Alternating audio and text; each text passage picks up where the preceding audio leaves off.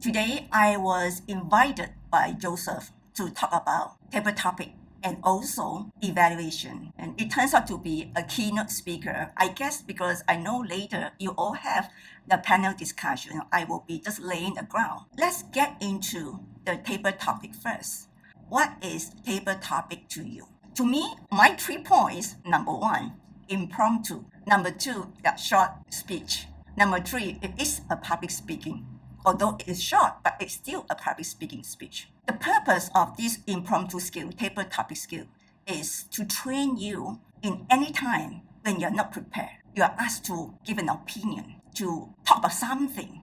In any situation, either in interview, in meeting in the company, the corporate meeting, even you attend a conference, sometimes they say they want someone to say something or they just come and interview. This skill really is very important. How good you are to demonstrate this quality, it will impress people. Just now we talked about 3 points. We need to elaborate that 3 points. Number 1, impromptu. When you say impromptu, what does it mean? Of course, it means unprepared, right? In the condition when you are unprepared, what does it mean? It means you're counting on your spontaneous response. What is that spontaneous response? Think about an athlete, a table tennis player. The table tennis is so fast. Boom, boom, boom, boom, boom, boom. How could you be possibility that think about, oh, this come here, I will be here.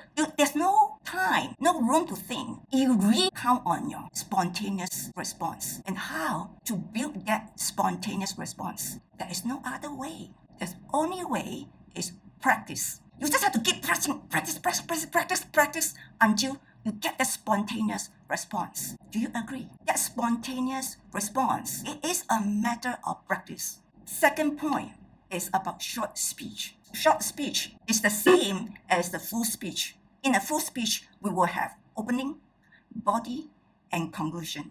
And we have a message. In Toastmasters, we learn to give a speech with a positive, a strong, a good message. That message is very, very important. This is in the same manner, impromptu speech, although 2 minutes. You still need to follow this structure. This is the challenge. In a full speech, how do we craft our speech? In Toastmasters, we learn to craft a speech backward.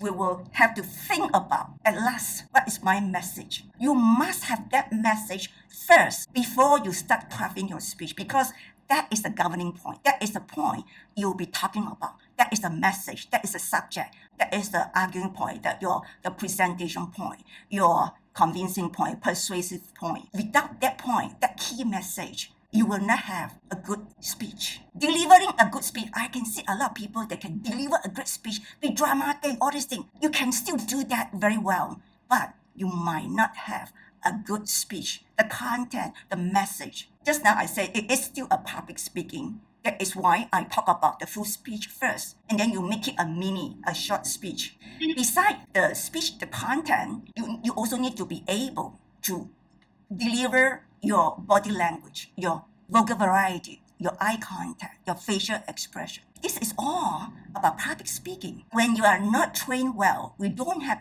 that spontaneous sense for table topic. What happens is you will think very hard.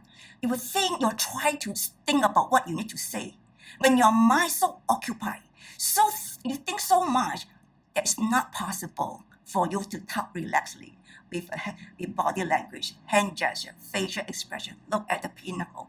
Your vocal variety, that's not possible, right? In order to be good, really good in table topic, there's another ability you must have, which is the articulation ability. Because at that time, anything comes to your mind, you have to have the ability to articulate it clearly, succinctly. And again, this is also a matter of practice. I would say if you have a good command of English, that you have won half of the battle. That is why in my club we have an English session.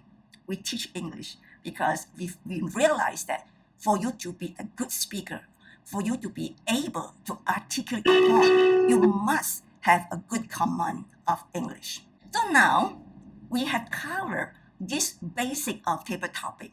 Don't forget, my objective is to teach you how to be an evaluator. Now, coming to the evaluations, without having a solid understanding of what I have just said, it's not possible for you to be a good evaluator. Because what are you going to evaluate? All these I talk about are the basis of your evaluation.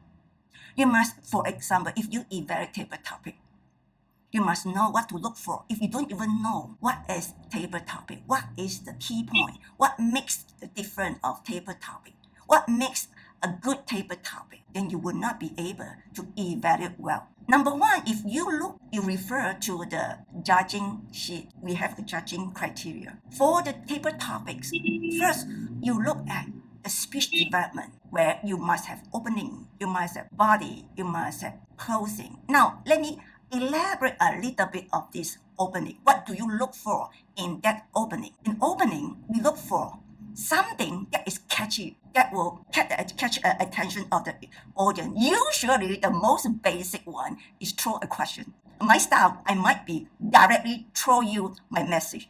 Today, this is what I'm going to tell you. Something like that. You say, oh, then you are ready to listen, to be paying attention if that interests you. And then the body, you want to elaborate. What is that? But in table topic, too short of the time, I would say you give 1 point. If you can illustrate 1 point very well, that is good enough.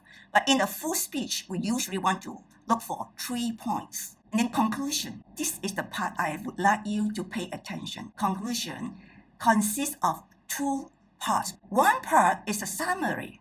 Summary is something you have already said, just the points that you have illustrated. Then you want to summarize. Okay, I've talked about this, I've talked about that. 1, 2, 3. You should not end your speech here. That's not enough. That's a key part of the conclusion is to reiterate your message. Just now at the very beginning, you would have said something about your message. But that opening, you didn't have that solid point yet because you have not illustrated all the supporting points. You don't really have a solid ground yet. But after all the solid ground you have illustrated, at the end, you want to boom, affirmative, say that this is what I mean, this is my message to you, then to the audience. A message is something that you want the audience take home. You are calling for action. Either you want them to believe in you, or you want them to take this, to try it, or something that you want them to do. That is a message. So if you understand all this, come to evaluation. Then the second part is, had this speaker effectively deliver and craft this speech, develop this speech, so that effectiveness, you want to see how effective. Effectiveness also cover how succinct. Is it logical? Does it make sense? Is the flow from point 1 to point 2 is correct? Is the words, or are all the words used appropriate? All these things, did the speaker effectively articulating the point, so that we all understand. And then, of course, you want to also cover the body language, the physical part. Does this speaker dress appropriately to the occasion, to the speech this person wants to deliver? I remember at one time, I talked about exercise, sports. So I had to wear sport. I had to have sport wear. Not necessarily that every time you deliver a speech, you have to wear very proper. It depends on what kind of speech you deliver. Body language. What body language covers? It covers eye contact. Do you look at the audience into their eyes? Because when we are so experienced, we can tell. Most people, when they still have the stage fright, they will just look at the audience generally. Look at their head or look at their forehead. They just they look at it, boom, because they cannot get to that point. So confident that you look into the audience, into their eyes. If you are able to get that connection, the contact with the audience, and you are able to look them into their eyes, super. You will do very well. You will get high mark. Especially the experienced judges, they know that. Vocal variety also covered in our body language part. You have to vary your voice. You have to have the emphasis in a point that you want to emphasize. You don't really have to shout. You don't really have to scream. But the emphasis, like what I'm doing, the emphasis that also makes a difference. Otherwise, you put the audience to sleep. Movement, right now we are online, but on the physical stage, they want to see how you juggle the stage, how you move along. All these physical things counts. Appropriateness, yes. You want to give a speech that is appropriate to the occasion. For example, if you want to deliver a speech, especially in a contest, if something that out of normal, you want to make sure you set the stage, set the tone. You want the MC tell the audience. So imagine now you are in the environment, in what environment? So the audience, you prepare the audience. So now whatever you say will be appropriate to the setting. Otherwise, it will not be relevant and appropriate. And also appropriateness also linked to the topic.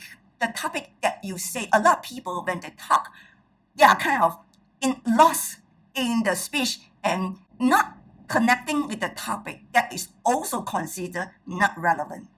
You must stick. That is why the message is very important. You must, starting from the last, have your message set, and that is your governing point, so that all your point will still all the time point to that message. Last but not least, correctness. The correctness covers mainly on the grammar, the language, the use of words. Yes, that part also covered. So long generally your English is okay, not too obvious now, the grammatical errors, not too obvious. I think it's not a big deal. You still can score 6 out of 10 like that. This all that I say was table topic. Table topic is such a short speech, but they cover so much. Are you amazed? For the full speech evaluation, in fact, they have a shorter criteria. Nonetheless, each criteria is a big topic, very big topic. For example, number one, they want to see, are you analytical? A lot of evaluators, they seem to repeat the speech. They say they like how you say all this in the content. They seem to repeat and talk about the content they like and all this thing. Those are not analytical. What is analytical? Analytical, you will zoom out. You zoom out. You want to think, is this speech proportionally open body conclusion? Is it that this person have a good logic?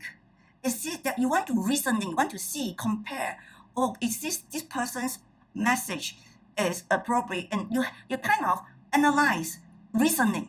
And then when you articulate and give evaluation, you want to explain why you say so. For example, you must say that, I see that your pace was too fast. If you could really slow down a little bit, why I say so?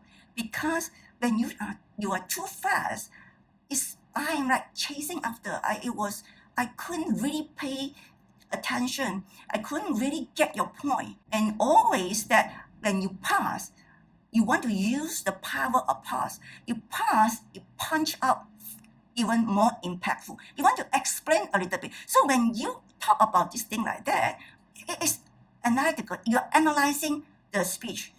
Your speech is not so logical. Your speech too much on the emotion. If you can balance up a little bit on the logical side, that is analytical. Don't just focus, I like your opening, you said it touched my heart, or you said it this point and this point, you touch. Well, those are not analytical. You are repeating the content of what the speaker say. Be very careful that this part has a big 40%. It takes very, very big part of it. The second point is recommendation. When you make a recommendation, you want to be specific so that this person can take your point and really understand and improve on it. You don't want to tell the speaker and then the speaker said, how am I going to do it? I don't know, right? So you want to be specific enough that this person know what to do. Best is you demonstrate it. You pick up that point that you say, you demonstrate. For example, if you say this person should have more vocal variety, for example, you want to pick up one point and demonstrate to the speaker how he or she should do it. That is very specific, very good. As an evaluator, you will be evaluated on the technical. So some people are more towards the motivational type. Some people are more towards the encouraging type, the feelings type. So at the end, you don't forget to summarize. Without these summations, you will lose a lot of part. I hope today I can add value to you. I try my best to explain more. My style is more on explaining. Instead of telling you what you should do, because when you tell people what they should do, they might not know how to do it. So I focus on explaining. I hope today it will be a value added to you. Back to you, Toastmaster of the day.